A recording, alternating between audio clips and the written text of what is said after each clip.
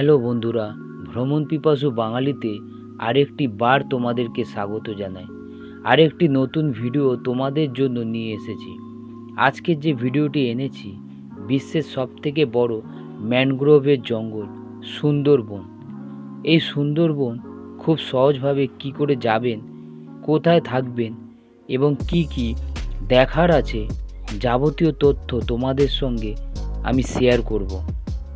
আসুন তবে ভিডিওটি শুরু করা যাক।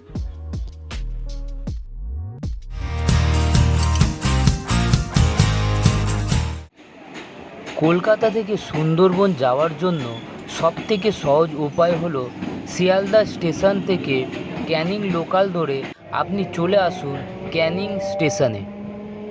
সেখান থেকে অটোতে করে আপনাকে চলে যেতে হবে সোনাখালি ফেরিঘাট। সুন্দরবন যাওয়ার জন্য আমাদের যাত্রা শুরু হয়েছিল বালিগঞ্জ স্টেশন থেকে ক্যানিংয়ের উদ্দেশ্যে। আমরা এখন চলে এসেছি সোনারপুর, আর সোনারপুর থেকে আমাদের ট্রেন এখন ক্যানিংয়ের দিকে যাবে। এখান থেকেই লাইন ভাগ হয়। ঘন কুয়াশার মধ্য দিয়ে আমাদের ট্রেন ছুটে চলেছে ক্যানিং স্টেশনের উদ্দেশ্যে।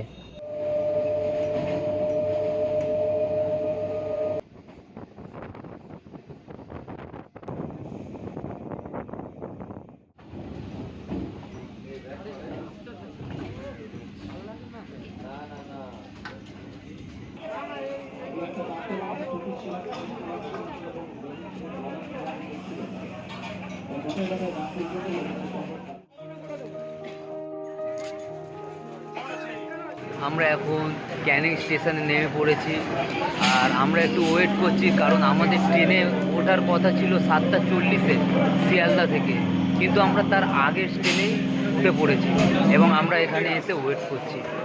আর আমরা একটু পরে আমাদের যে ট্রাভেল এজেন্সি আছে তাদের সঙ্গে যোগাযোগ করব, তারা এখান থেকে আমাদেরকে নিয়ে যাবে।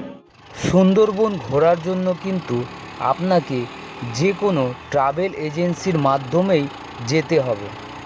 ক্যানিং স্টেশনের বাইরে বেরোলেই আপনারা দেখতে পারবেন বিভিন্ন ট্যুর এজেন্সির অফিস আছে। আমরা যে ট্যুর অপারেটরদের সাথে গিয়েছিলাম সুন্দরবন ভ্রমণ সাথী, এবং আমাদের প্যাকেজটা ছিল 2 নাইট 3 ডেজে। ক্যানিং স্টেশন থেকে সোনাখালি আসতে মোটামুটি 40 থেকে 45 মিনিট সময় লাগবে। আমরা এখন লঞ্চে উঠে গেছি, আর কিছুক্ষণের মধ্যেই আমাদের লঞ্চ ছেড়ে দেবে। আর লঞ্চে ওঠার সঙ্গে সঙ্গে দেখলাম আমাদেরকে একটা করে এটা দিয়েছে, ওয়েলকাম ড্রিঙ্কস খাবো, এবং তারপরে দেখবো আমরা আমাদেরকে আর কী কী দেয় তোমাদেরকে জানাবো।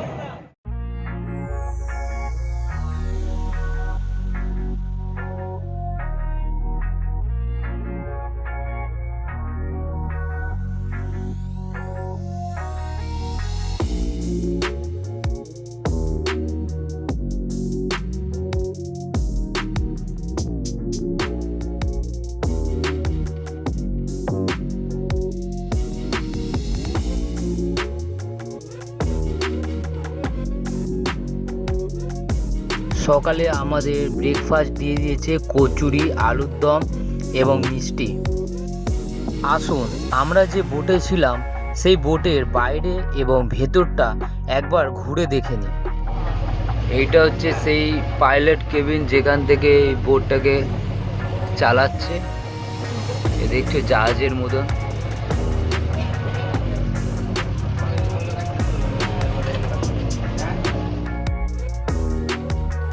বোটের মধ্যে অনেকগুলি বেড রাখা আছে, আপনারা চাইলে এখানে বিশ্রাম করতেও পারেন।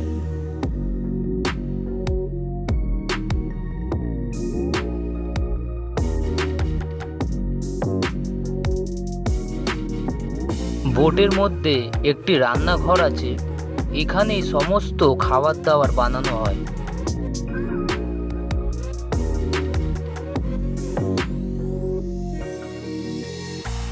বাথরুমটা মোটামুটি পরিষ্কার আছে এবং এখানে স্নান করার ব্যবস্থাও আছে।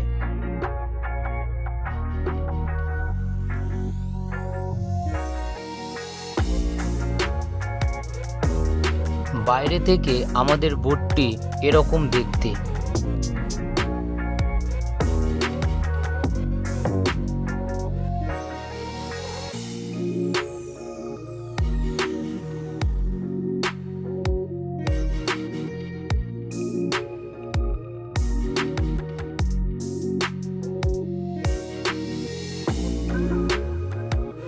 আমাদের জন্য চলে এসেছে আমুদি মাছ ভাজা।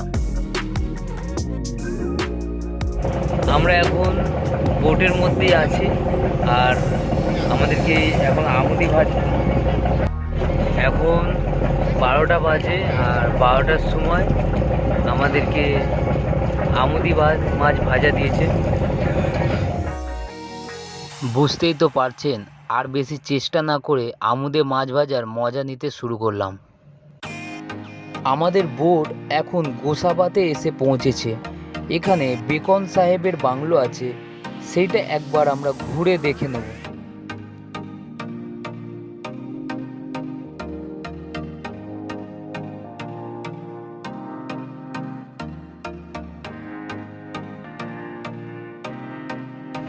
আমরা এখন এসেছি গোসাবাতে এবং গোসাবা থেকে আমরা এখানে কিছু সাইট সিন আছে, সেখানে ঘুরবো। কি ঘুরবো আমি পরে তোমাদেরকে জানাচ্ছি। আর এখানটায় আমরা ঘুরে টুরে আবার এই লঞ্চে আমরা উঠব।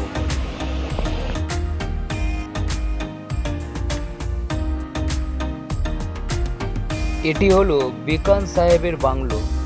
রবীন্দ্রনাথ ঠাকুর কিছুদিন এখানে সময় কাটিয়ে গেছিল। এখানকার প্রবেশ মূল্য 5 টাকা। আমরা এখন চলে এসেছি বেকন বাংলো, রবীন্দ্রনাথ ঠাকুরের বাংলো বলে। আর এখানে ঢোকার জন্য 5 টাকা করে টিকিট লাগে প্রত্যেকজন।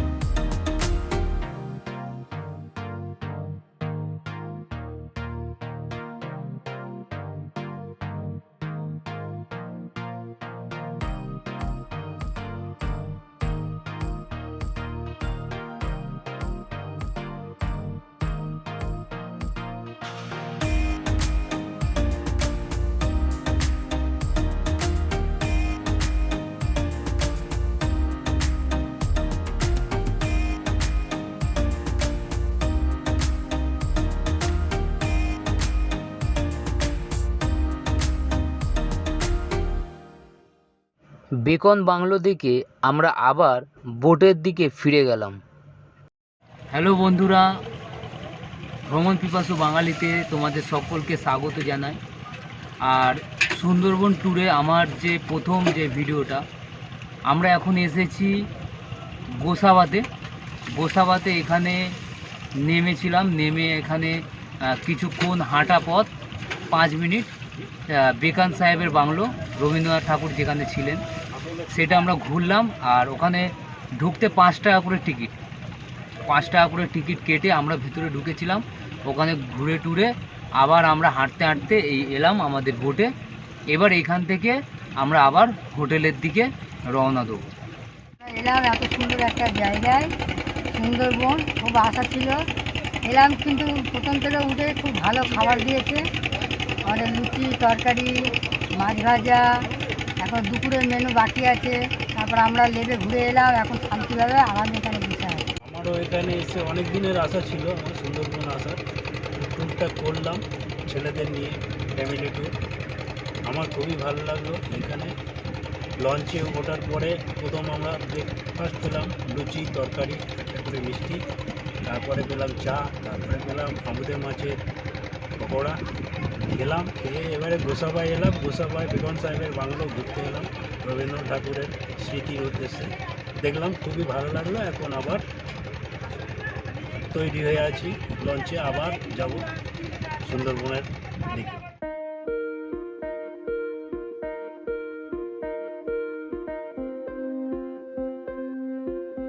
আমাদের বোট আবার ছুটে চলল পাখিরালয়ের দিকে।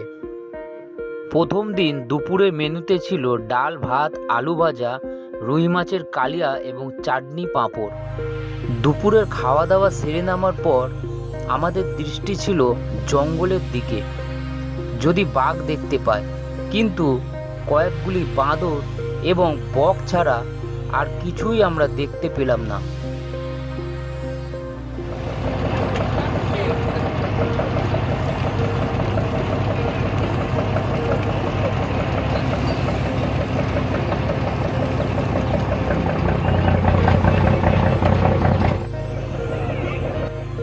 আমরা এখন চলে এসেছি পাখিরালয়ে আমাদের যে হোটেল আছে সেই ঘাটের কাছে।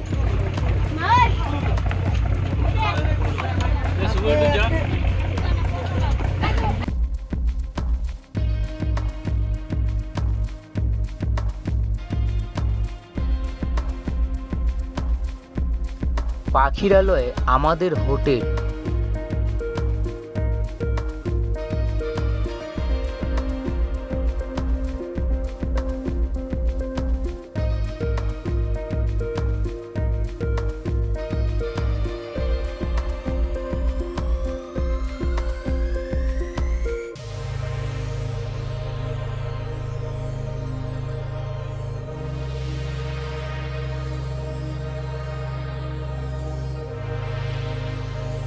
আসুন আমাদের রুমটি কেমন ছিল দেখে নিন।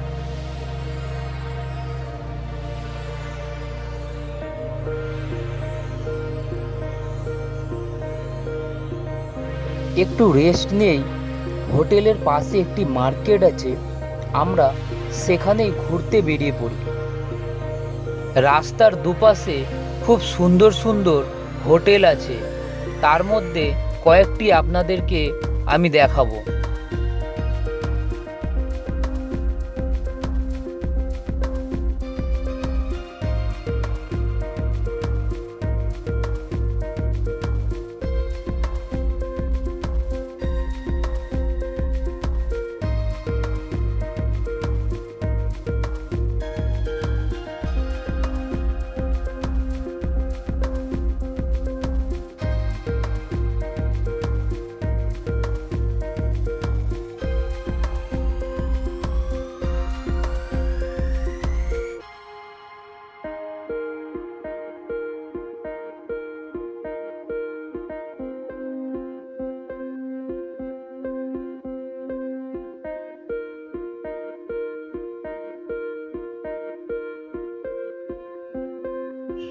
আমরা আবার আমাদের হোটেলে ফিরে যাই। এই দিন সন্ধেবেলা একটি আদিবাসী নৃত্যের আয়োজন করা হয়েছিল।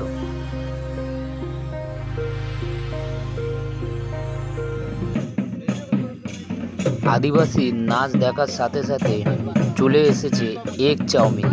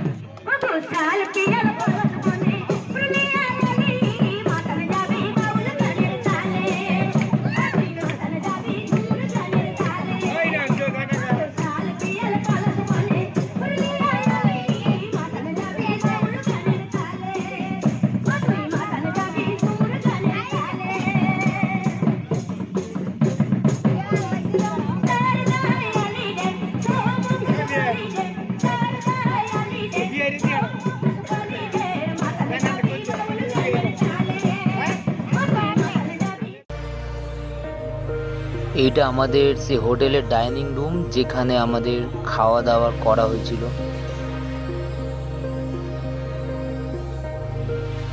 প্রথম দিন রাত্রের মেনুতে ছিল ডাল, ভাত, আলু ভাজা, চচ্চড়ি এবং খাসির মাংস।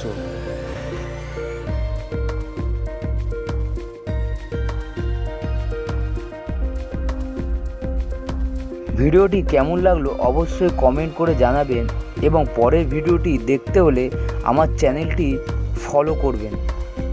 পরের ভিডিওতে আপনাদেরকে দেখাবো সজনেখালি, সুদর্ণখালি, দোবাকি ক্যাম্প এবং ঝড়খালি। ভিডিওটি দেখার জন্য ধন্যবাদ।